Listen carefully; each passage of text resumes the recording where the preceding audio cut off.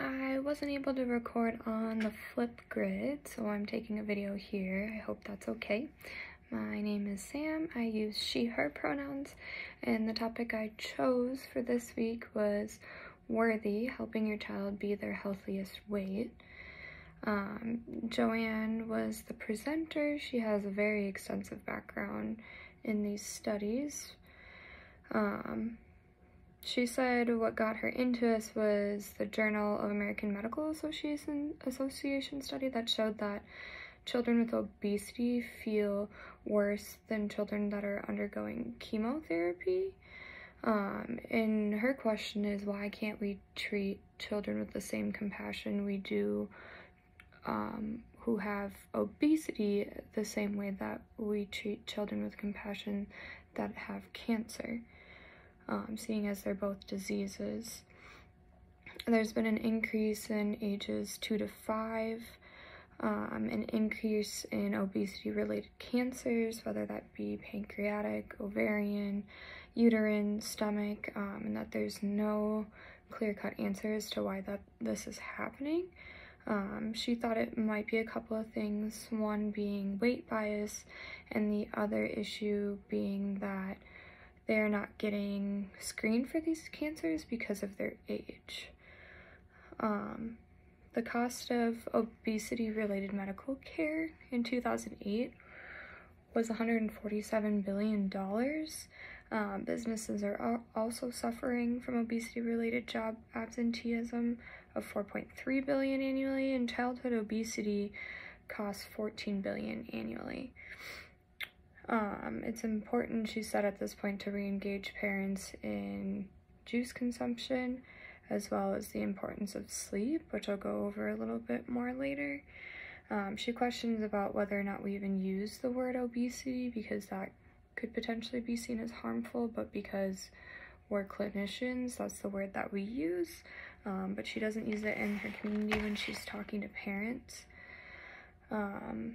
There's a couple of different advocacy lenses that look at body size, one being body positivity, another being fat acceptance, that you can be healthy at every size, and what does that look like for you.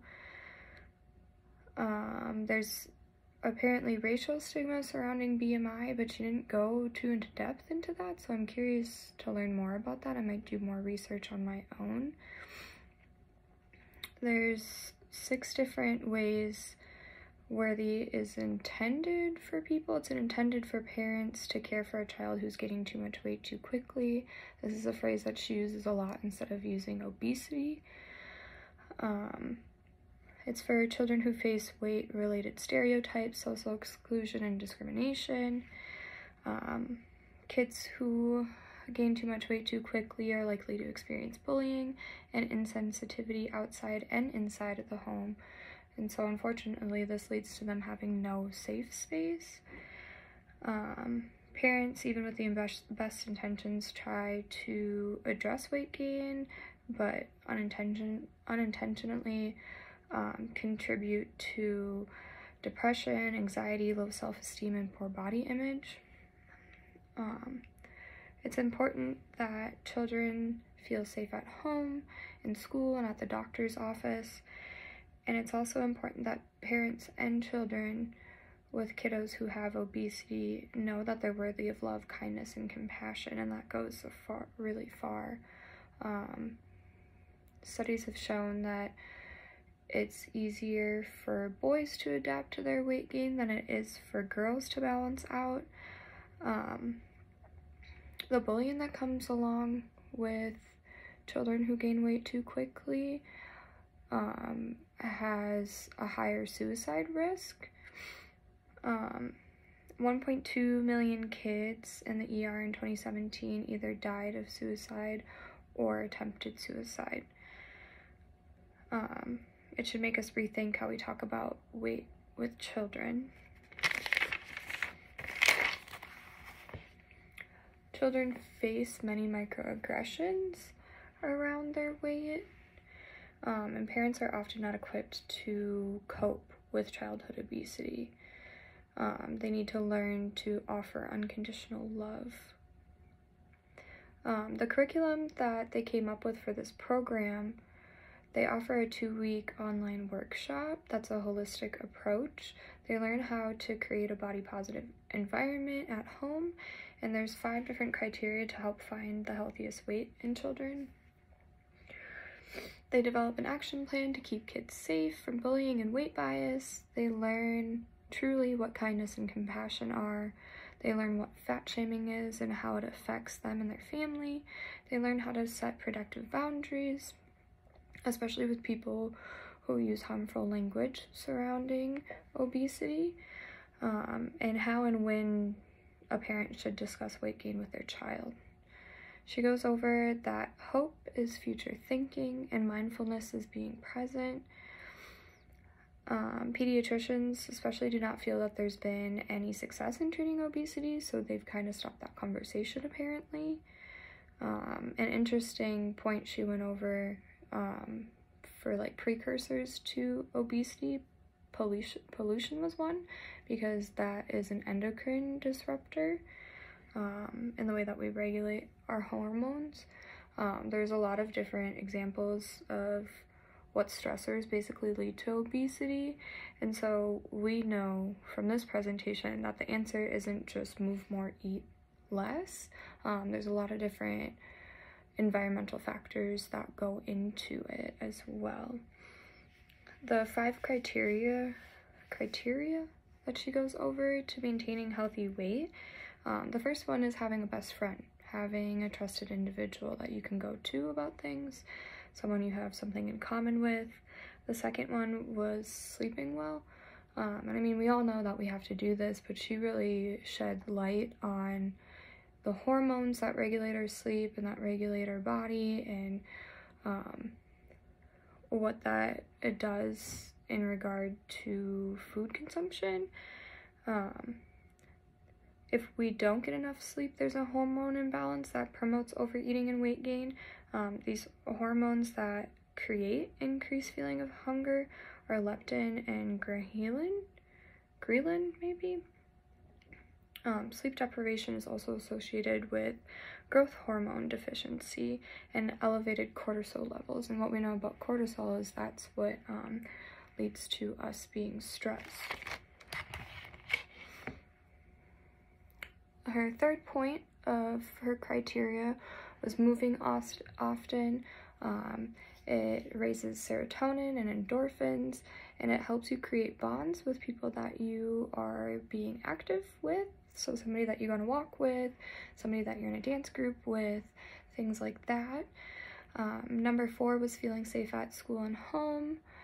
One of the things she went over here is that in doctor's offices, when you go to take your weight, it's often in the hallway in front of everybody. This can be really embarrassing for people, but doctors are required to take that information because they have to report BMI in order to get reimbursed. So a policy around making this safer for people should be enacted, such as being able to take your child's weight at home or having it in a more private space. As far as, and number 5 was most days eat foods that prevent type 2 diabetes and hypertension. So rethinking about the way that we talk about food. It's not a caloric intake, it's more so like, are you eating foods that are going to be good for your energy levels in your body? Unfortunately, with the weight bias, doctors spend less time with obese patients, and I think she went over a study that said about 30% of nurses actually don't want to work with folks who gain too much weight too quickly. There's 4 different theories that they work under in regard to this framework: hope, mindfulness, behavior change, and self-efficacy. She talks about that mindfulness, practicing that for 8 weeks boosts the immune system to fight off illnesses. So that would be super important in terms of obesity. Hope is need for attachment, which we know Erickson goes over: survival, mastery, and spirituality. She talks about, is what I'm saying kind, balanced, necessary, and true? And that practicing gratitude goes so far. It improves physical and psychological health, it enhances empathy and reduces aggression, it improves self-esteem, you sleep better, it increases your mental strength, and it opens the door to more relationships. She noted at the end of the presentation that during their sessions, she usually has a youth suicide professional help out, a dietitian, a Chinese medicine specialist, and public health officials to moderate resources and incorporate just a holistic lens of how to help someone and their child that's going through this. As far as a systems theory approach, on the microsystem, family, school, and peers are all involved. Mesosystem, the interaction between the family and school, and exosystem is community and neighbors. So why all these people play a part is if your family is bullying you at home, like sibling to sibling about your weight, and then you also go to school and your peers are making fun of you for your weight gain, again, there's no safe space there.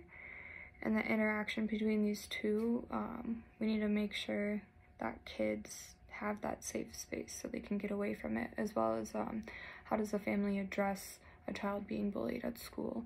Are we talking to teacher, principal, whoever we need to about this?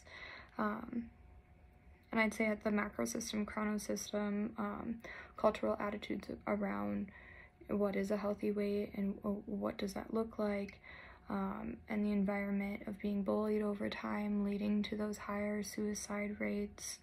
I think another perspective that's important with this is strengths-based. So kind of touching on all those different criteria that she had, you know, if you have a trusted friend, that's a strength. If you're on a good sleep schedule, that's a strength. If you're moving often, that's a strength. If you're advocating for you or your child, their safety in those different spaces. And if you're eating healthy foods most days, you know, if you're touching on any of those 5, like, that is a strength and you're doing great. But how can you get stronger in other ways?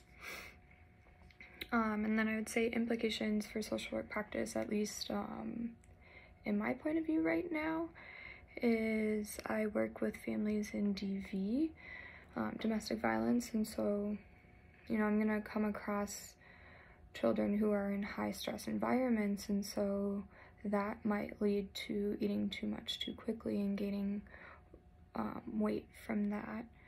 So it's helpful to have a lens of which to approach that if I ever feel like that is in my scope of practice, or if I'm asked my opinion on it.